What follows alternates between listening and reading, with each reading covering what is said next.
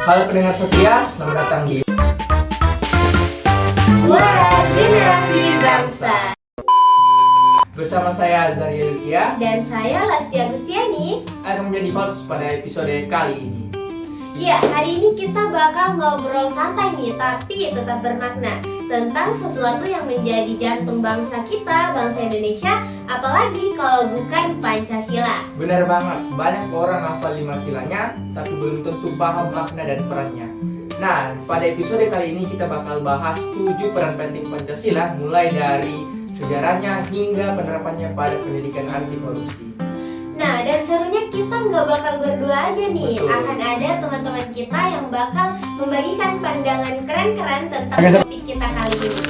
Nah, kali ini kita udah bersama para narasumber kita yang super keren dan super kece. Yoi. Nah, boleh dong narasumber kita perkenalkan diri dulu ke para pendengar.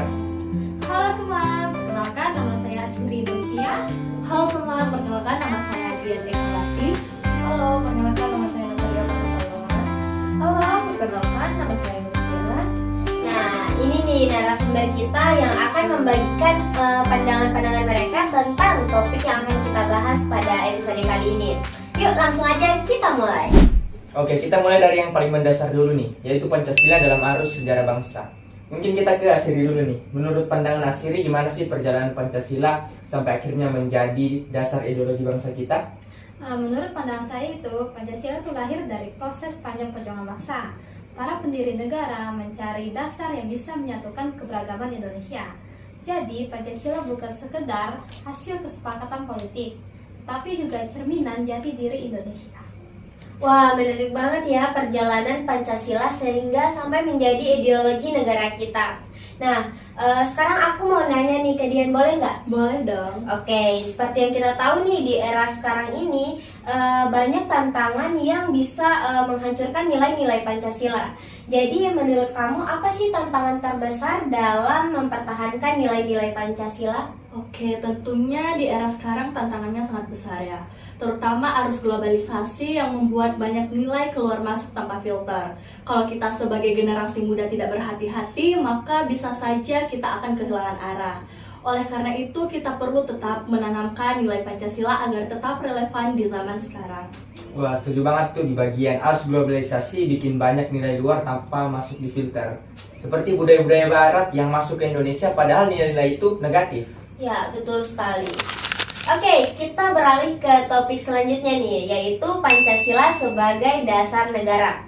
Aku mau nanya pandangan Natalia dong. Ya. Jadi, kenapa sih Pancasila itu disebut sebagai dasar negara bukan ideologi saja?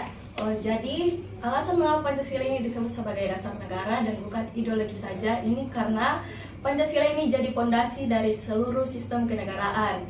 Jadi semua kebijakan dan peraturan yang diambil itu harus sesuai dengan nilai-nilai Pancasila. Jadi jika Pancasila ini diabaikan, maka negara kehilangan arah moral dan tujuan nasionalnya. Wah, setuju banget tuh ya bahwa Pancasila ini menjadi fondasi seluruh sistem ketatanegaraan. Ya, betul Nah, sekali. kita langsung ke Sierra aja nih.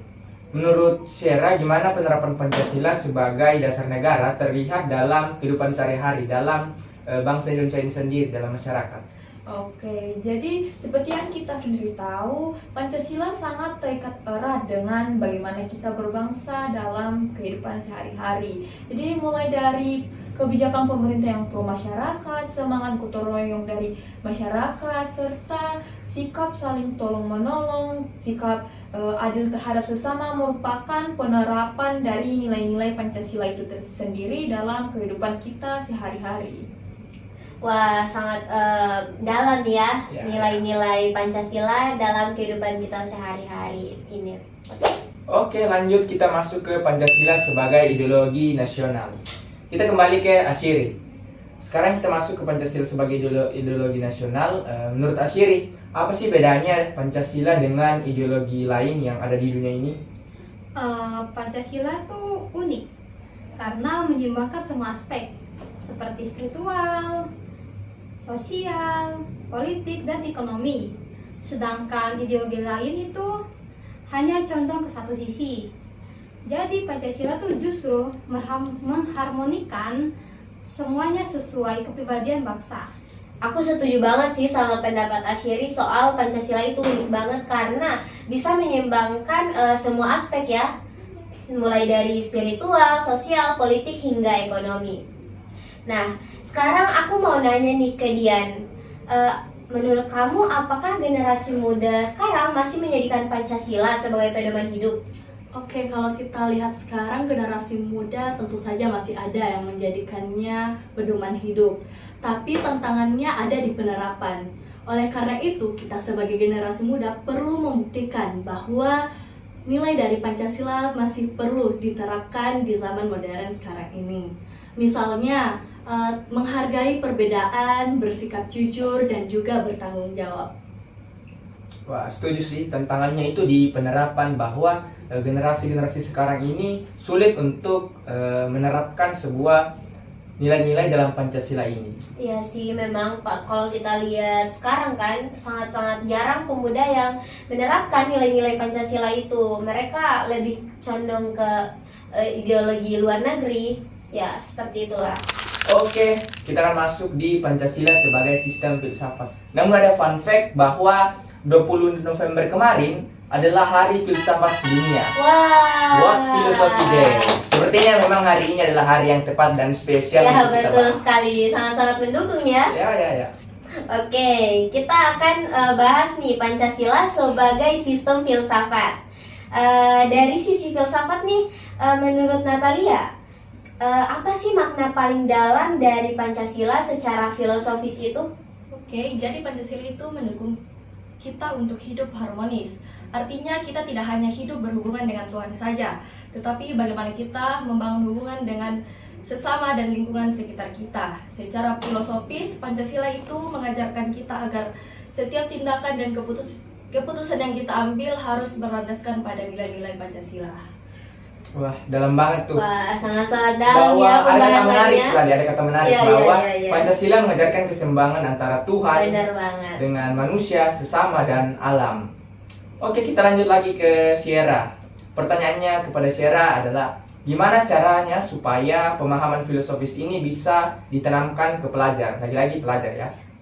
Baik, untuk penanaman filosofis sendiri itu bisa melalui pembelajaran yang kontekstual. Artinya bukan hanya teori yang diajarkan, tetapi juga dikaitkan pada kejadian atau konteks nyata yang terjadi pada kehidupan kita. Misalnya seperti menghargai teman, menghormati perbedaan pendapat, dan lain-lainnya. Hal-hal tersebut dapat membantu kita lebih paham serta mengerti apa dan bagaimana filosofis dari Pancasila itu sendiri. Wah, benar banget sih, banyak cara untuk kita dapat memahami Pancasila ini secara filosofis ya. Oke. Nah, sekarang kita masuk ke topik yang kelima, yaitu Pancasila sebagai sistem etika.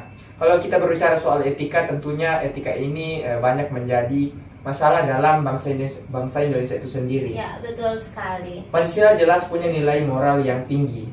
Nah, sekarang kita akan bertanya ke Asyiri lagi nih.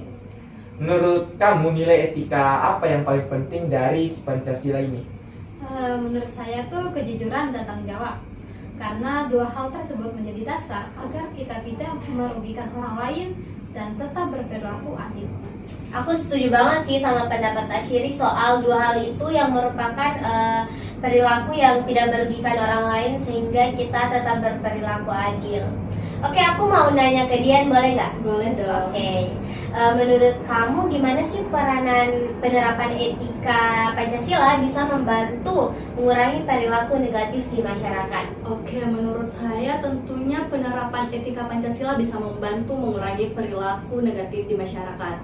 Ketika semua orang berpegang pada nilai-nilai Pancasila, maka si perilaku negatif seperti intoleransi, kebencian, atau korupsi pasti bakal berkurang.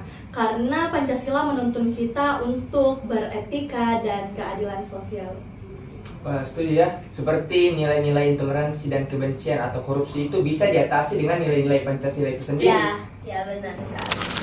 Oke, kita akan masuk pada topik ke-6 nih, yaitu Pancasila sebagai dasar pengembangan iptek atau ilmu pengetahuan dan teknologi. Aku mau nanya nih ke Natalia deh. Menurut kamu gimana sih Pancasila ini bisa menjadi dasar sebagai pengembangan iptek? Jadi Pancasila ini memberi arah agar ilmu pengetahuan dan teknologi ini dikembangkan untuk kebaikan manusia. Jadi teknologi ini dikembangkan untuk memberi kesejahteraan dan bukan malah merusak moral ataupun lingkungan.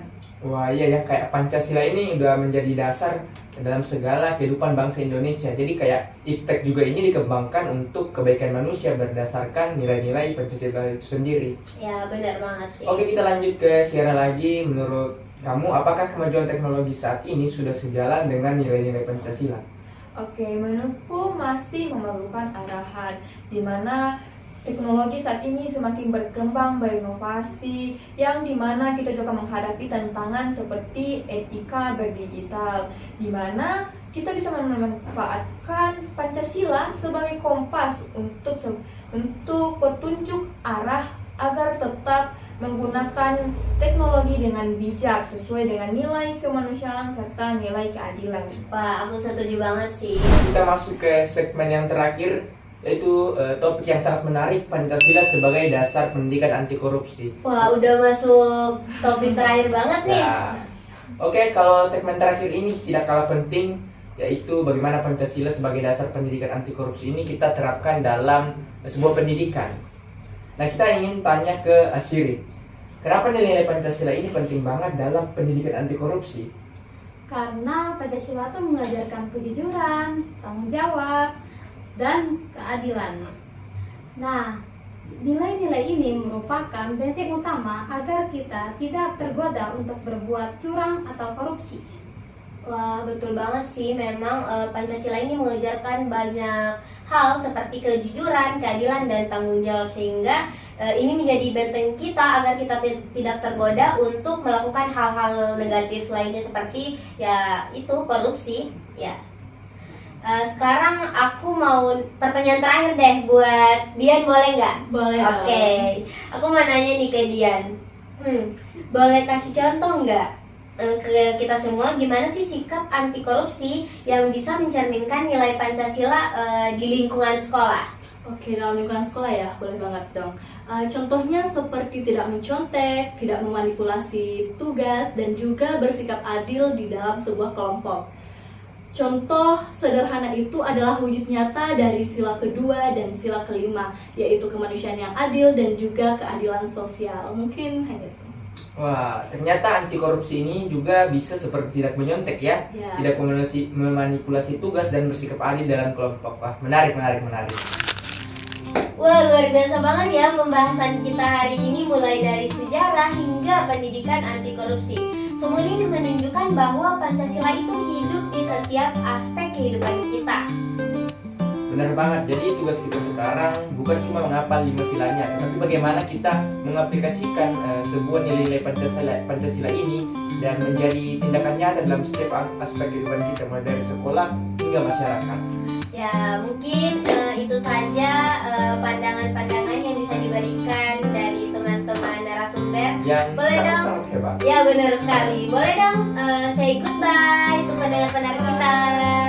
Bye-bye. Terima kasih buat para pendengar kita yang sudah mendengarkan episode podcast kita kali ini sampai akhir. Sampai jumpa di episode berikutnya dari Suara Generasi Bangsa. Tetap semangat jadi generasi Pancasilais yang berpikir cerdas, berjiwa adil, dan berhati jujur. Bye-bye.